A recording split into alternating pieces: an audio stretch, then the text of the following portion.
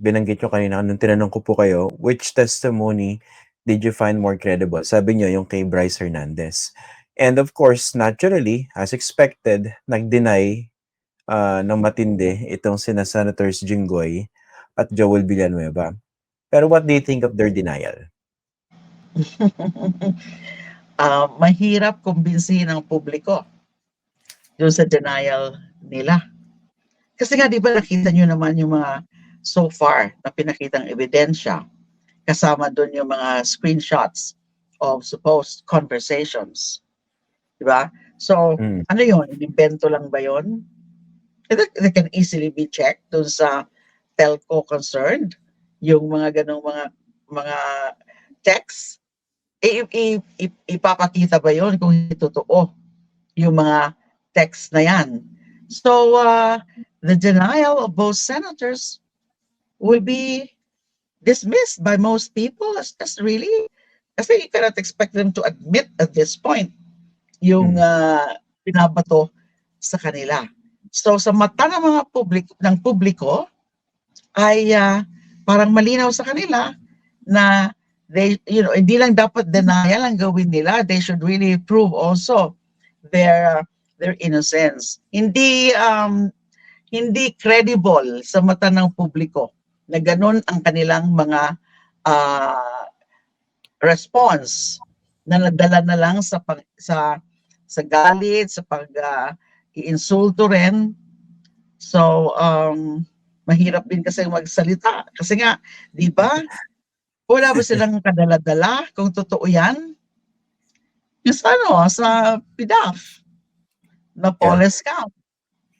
Paalala ko lang sa viewers, no? Kayo yung DOJ Secretary noong 2013 kung saan sumabog yung pork barrel scam at itong sina Senators Joel and Jinggoy ay nadawit din. Hindi po ba? Yes.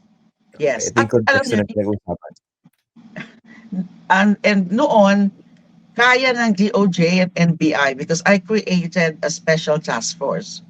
Consists of NBI investigators assisted by certain prosecutors. At yung naging findings, yung mga nakalap na mga ebidensya, particularly yung mga dokumento from DBM and also from COA, finorward namin sa Office of the Ombudsman na siya nag-evaluate at vinalidate sa kanilang mga field investigation ng mga anomalya na yon. So yung ano na yon, yung issue na yon, nakayanan ng departamento ng DOJ, NBI, and ultimately ng Ombudsman. Ito kasi ngayon, naku, di hamak na mas malaki. Yung, kasi 10 billion yung sa PDAF scam, yung Napoles PDAF scam. Dito, hundreds of billions. Nagmukhang barya yung PDAF no? Nagmukhang barya yung pork barrel scam. Barya. So, ano talaga, minsan, hindi ko na alam kung anong feeling ko. What is this? It's, we're in such a mess. Pero yun na nga, kailangan malaman din yung sa 2016 to 2022.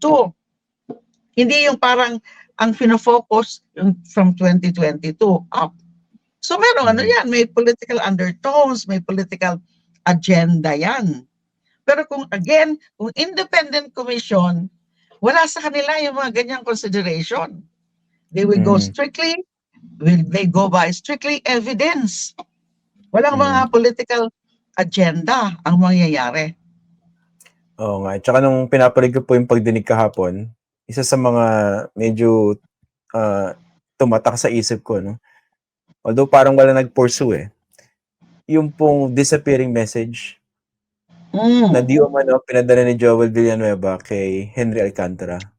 Wala naman yatang denial so far, no, na nagpadala talaga. Pero, di ba, between you and me, kailan ba tayo nagpapadala ng disappearing message? Kung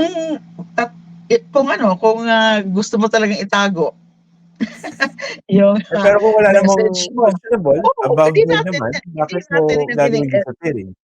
Correct. Buti na lang nakapag-take ng screenshot. Yeah, disappearing message dahil nga alam niya na delikado kung later ay madiskubre. Pero Hindi, kasi nga, naisip nitong si Bryce Hernandez na ako na ang screenshot of the messages. So, malas na lang ng mga dinawit.